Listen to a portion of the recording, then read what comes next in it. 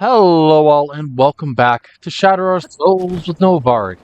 Today we are tackling the, second portion of the Gerudo Desert in Breath of the Wild without the use of weapons, or at least the minimal use of them.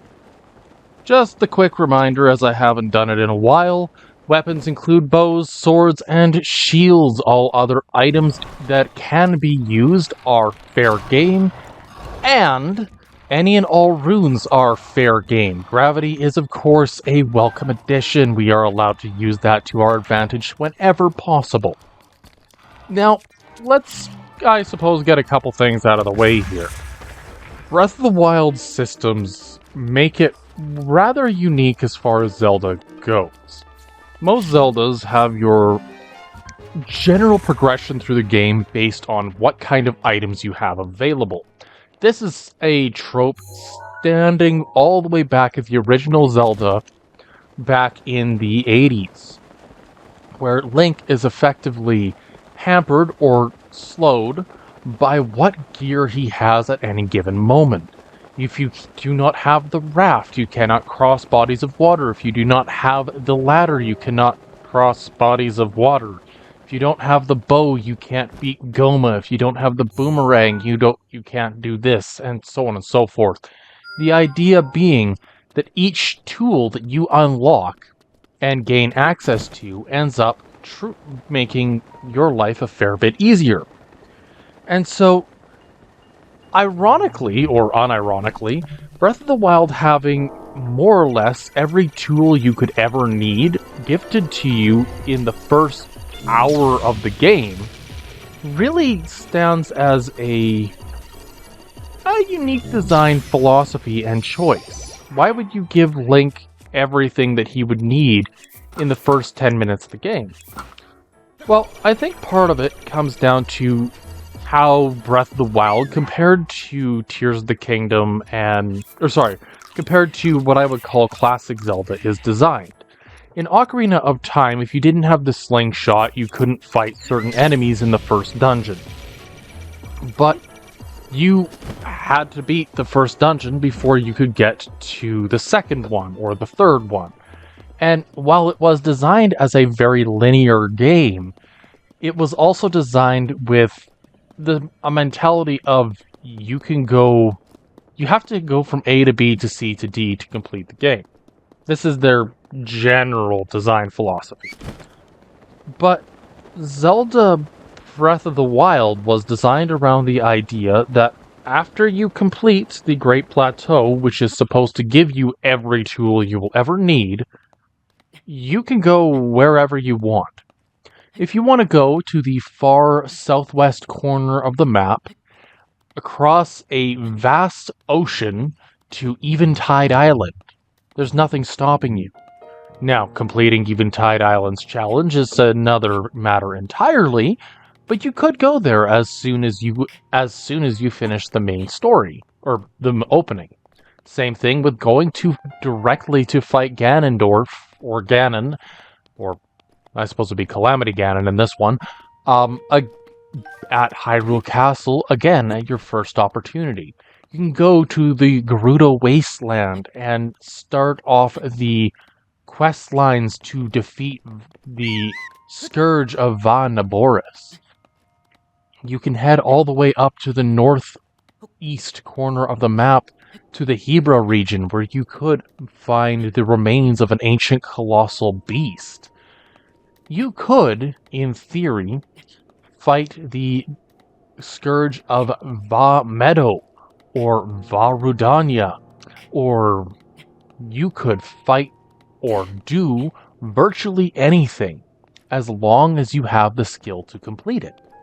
The design philosophy being, you as the player are the number one source of what's going on, and if you as the player can get where you want to go, then congratulations, you're golden, you're fine, right? So, if you have that capability, go for it. Now, what I love about this particular design philosophy, more or less, attributes itself to a couple minor things. Number one, you're always going to have something to be interested in. Always going to be something to draw your attention. And again, you will never have to worry about where you go. And this is, I suppose, more or less to a point. There are some times where you're going to need certain things to get to certain areas more readily. For example, you might want winter or cold-proof clothing to reach the Hebra Mountains, or heat-resistant clothing for the desert, flame-resistant for the mountain itself. These are 3 locations that are a little more restrictive in nature. But the reality of Breath of the Wild, and by extension Tears of the Kingdom, is if you want to go there, do it, have fun. There's very limited things stopping you. But we're not really done yet, are we? Because, let's be real, each of the classic Zeldas also have more hands-on storytelling. And I don't mean this as a negative.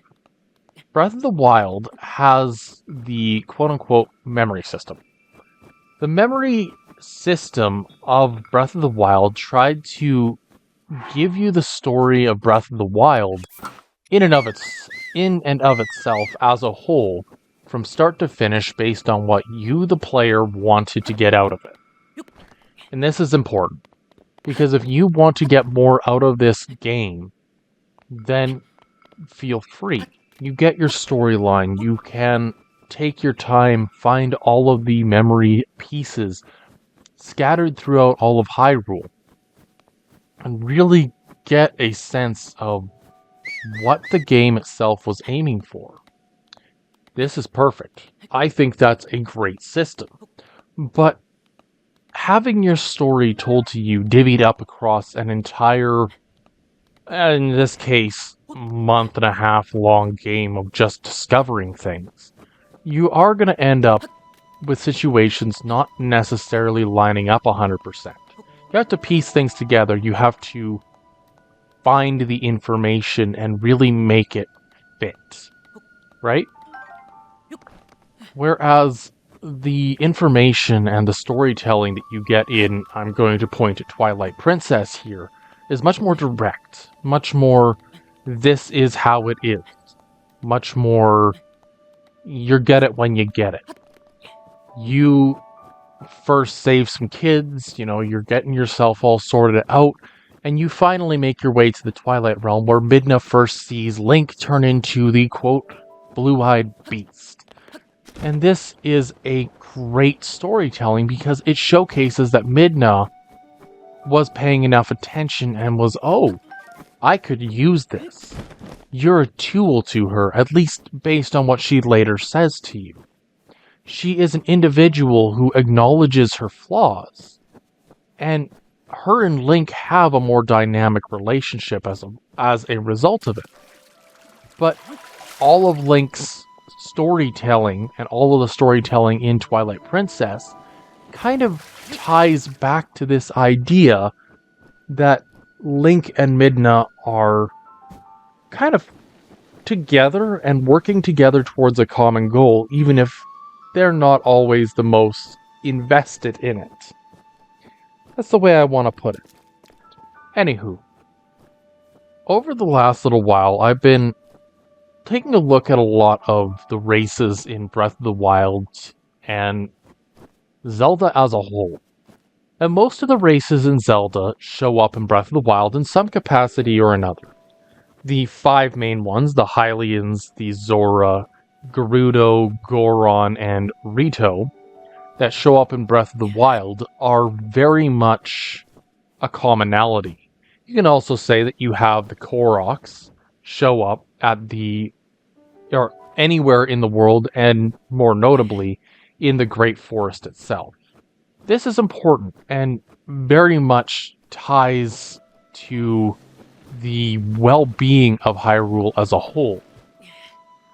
But the reason I want to bring this up is because Breath of the Wild has a few major things that are going for it in terms of how the world functions.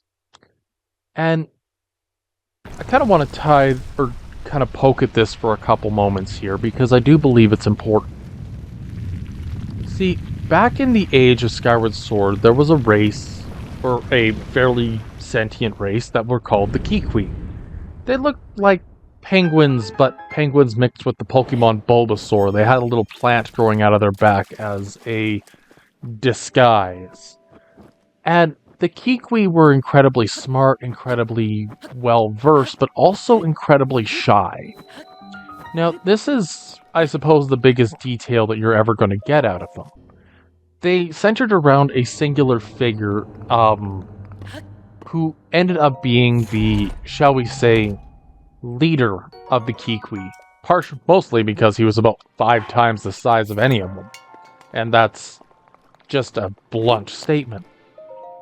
But the lovely thing about the Kiwi was that they were intended to be more of a guide for Link in the forested areas of Skyward Sword.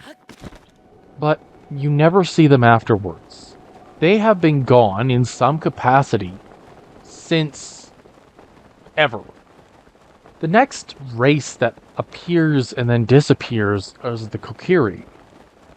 And the Kokiri are little elvish-like individuals with an incredibly long lifespan. Most of them will never grow up. And this is something that is very well known about the Kokiri. They tend to be they tend to keep to themselves, partially because that's just who they are. That's how they function, that's what they've always been like. They don't tend to get along with other individuals very well.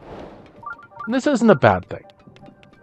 Quite the contrary, I think that it's actually great characterization that these long-lived, semi-elvish-like beings end up sticking more to their own. They tend to live a more peaceful, playful existence. And I really love that about the Kokiri people of the Kokiri Forest in Ocarina of Time. But after Ocarina of Time, they disappear again. Well, what's up with that? Why do we have now twice that they have disappeared, or that we've seen 2 species disappear?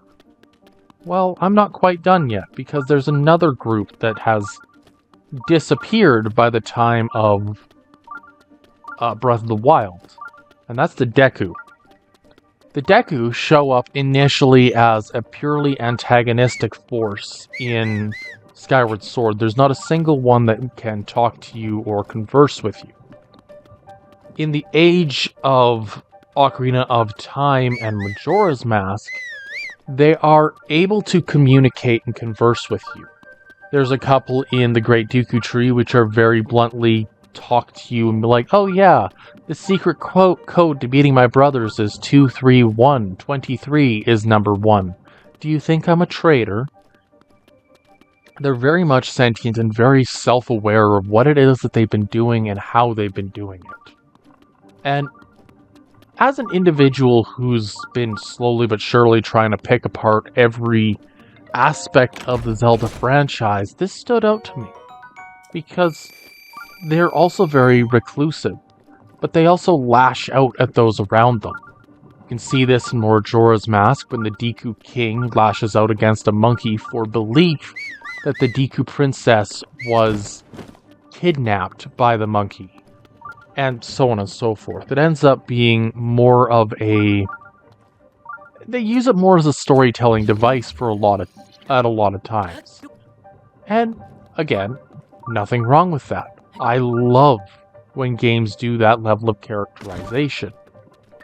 Because reality is, we as players can often put things together. It's a skill that gamers have developed in any capacity over the course of dozens of video games, dozens of hours, about what's really going on behind the scenes. And I'll be honest, because we as players are directly affecting the storyline, we're also a tad bit more, intentional about how we go about experiencing a game, and are very logical about what events make sense in what context. Now, I want to be very honest about that. I think it's great. But moving back a couple steps here, a species that shows up in Breath of the Wild that only has one other appearance are the Koroks. Now, the Koroks are, once again, a very weird, very strange group.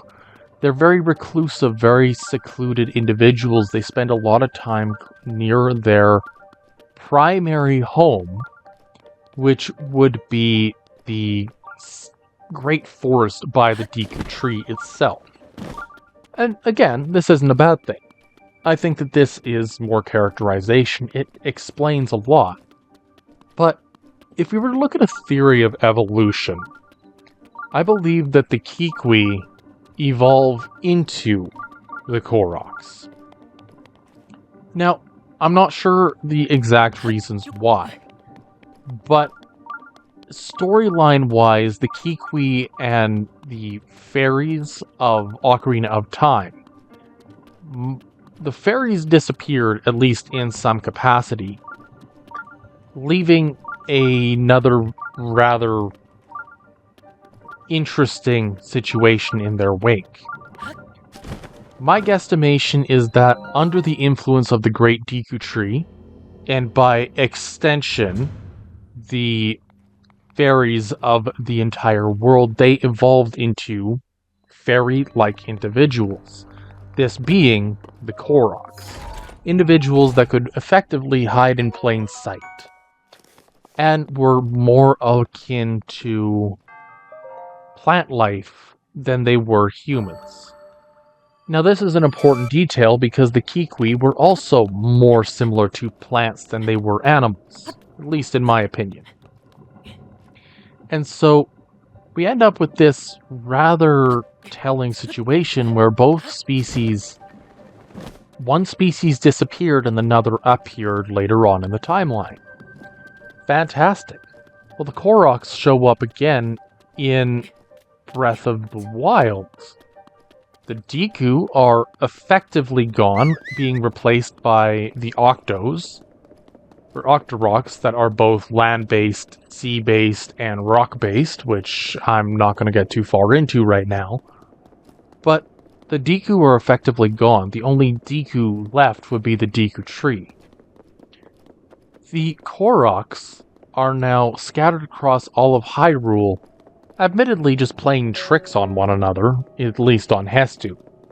So, why do I bring this up? What's the point behind all of this? Well, reality is I have no idea where I was taking all of this, but to me it suggests that the Koroks as a whole are both descended from the Kokiri, which at the time were hide-in-plain-sight individuals. They tended to hide away from everybody and anybody, sticking very close to their home, which would have been the Great Kokiri Forest, or the Lost Woods. Now, Lost Woods is a very uncommonly dangerous location within Zelda. Often, if an individual gets lost in the woods for any extensive length of time, they will eventually turn into a Stalfos, a skeletal monster that is intended to be a villainous entity. Now, I don't really like the idea of the Stalfos being considered villainous, because, well, in their original incarnation, the Stalfos were effectively zombie-like entities. They fought for the sake of fighting. They're also very much lost souls. I feel like they are more scared or more... what's the word? They're more scared. They're more fearful. And given that they are often lost children in the Lost Woods, it would make sense that the Stal children are simply just enemies that are lashing out of fear, out of loss. They don't necessarily know what they've become. At least, again, based on my interpretations. Anywho, going back to what's going on here at the moment, we have just completed 2 shrines. One of them on the frozen peak at the southern end of the Gerudo wasteland, which was all about trying to get a cold shadow on another one of the Shika pedestals, as well as completed the 3rd and final maze shrine. And I'll be honest, for the duration of the rest of today, we're going to be completing a specific side quest. And it's one I actually really enjoy. So, some side quests in gaming are really simple, really, oh yeah, bring 10 pieces of flint to this person who is a jeweler in Gerudo Valley. Bring this to this person, bring this to this person. Think of it as trade line quests. But to get into the Mise Suma Shrine, you have to get a specific drink for an individual named Pocky. And Pocky desires a noble pursuit. The noble pursuit is a alcoholic beverage that we don't necessarily have the ability to handle at the moment. And so the goal of getting this drink for the individual named Pocky is very simple. Your goal is to get Pocky to leave the said shrine so you can get what you need out of it. Anywho, we are now in the Gerudo city or Gerudo village, and I really like this village. For one, in other areas of the world, like the Rito village, you get a little bit of characterization from the village itself. A large mountain peak in the middle of a lake, surrounded by makeshift wood cabins in a spiraling design around said peak, similar to how eagles would lay eggs or make nests on the sides of rather craggy or rocky peaks as well. But you get more out of it. Human settlements are much more similar to what you would commonly see in terms of wood or stucco housing. You end up with the village on the southern end, the fishing village, being more similar to Outset Island log cabin style buildings. You end up with the Kakariko village being thatched roofs and generally more Eastern inspired village as well. You end up with the Zora's Domain being a very intricately designed steel or metal architecture out of a basin of water that reaches to the lake bed. You end up with the Goron city being built in almost like a caldera of sorts that is full of magma and precious stones and metals. Each of these groups has something more that is offered to them through their various housing in and of itself. The Goron eat rocks, so of course they or eat specific rocks, so of course they're going to be close to mines where they can get the most delicious rocks imaginable. The Zora are both fishermen, but are intrinsically tied to the rivers and sea basins. Therefore, it makes sense that that the Zora's Domain would be near the mouth or the opening of a large river that feeds into the rest of Hyrule. You can also tie it into other situations. The thatched roofs and wooden housing of the Kakariko village, focusing in on ninja training, is also relatively easy to maintain compared to other housing styles. The more industrial style of housing that you find in Hateno Village, as well as in, Terrytown, are both more intentionally built for longevity. And so, the Rito Village, which is on the side of a cliff overlooking the easy access to high mountains and low valleys where they can effectively fly wherever they want to fly, fits in with their characterization. Every individual group has something that works well with them. The Gerudo live in a village in the middle of the desert with very limited opportunities for commerce. Most of the time, they bring in most of what they bring in through trade. But rather than them being a city that is trading next to nothing, they're a city that is bustling. It is as I said, a trade town. What I love about how the Gerudo Valley works is that the Gerudo Valley city ends up focusing more on a hub of trade for fruits and vegetables, which admittedly I don't understand how they can keep half of that fresh, but that's neither here nor there. You have areas like they have mined goods that they get from the Gorons. They have the sand seals for tourism. They have artisans that focus on crafting jewelry. They focus on what I would consider to be an artisan hub. They don't necessarily focus exclusively on one thing or another. Rather, they will bring in product and export product. So, an example being the jeweler.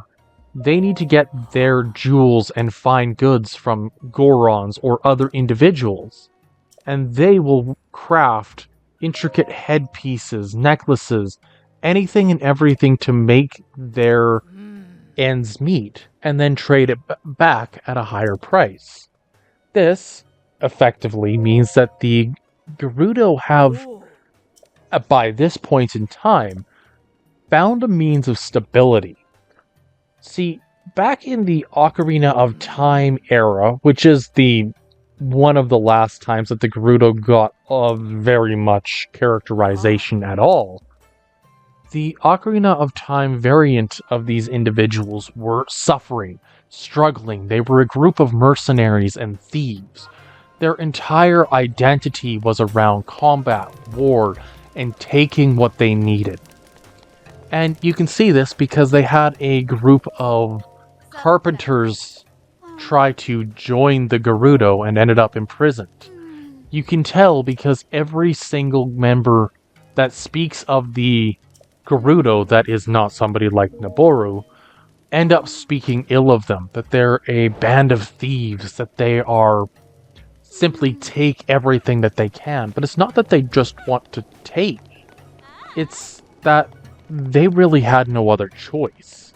And well, yes, a lot of the militaristic aspects of the era at the time were pretty well expected, if that makes sense. They still took the time to develop more for their overall well-being. They developed more intentional uses for every tool that they have. They developed more in terms of trade, in terms of making the best of their situation. These guys, bar none, are some of the most ingenious and well-meaning individuals when they had the resources to be able to do it. And that's something that I don't think that very many individuals would give the Gerudo credit for.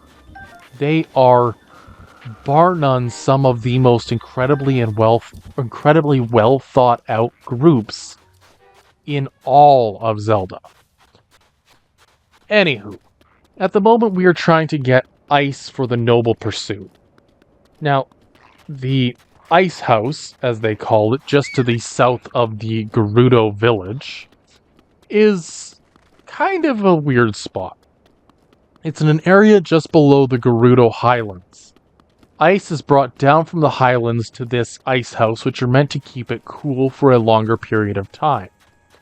Upon reaching the ice house, we get a, shall we say, a piece of ice from somebody else.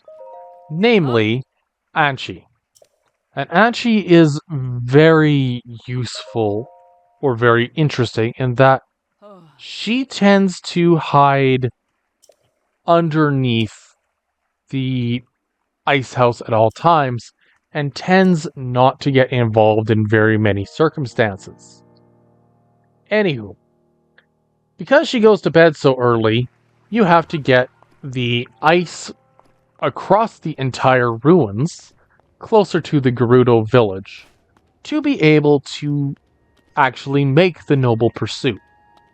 Because she goes to bed early, you have to get this ice across the ruins during the day. So your solution has to be that you have to get this ice from one end of the ruins to the other by using patches of shade to the best of your ability. I love this, because it makes a lot of sense, and is really easy to do if you know how to do it. The hard part is that there are numerous Lizalfos and enemies in general that are actively trying to attack humans that go through these ruins. Possibly the reason why the bartender does not want to go get the ice themselves.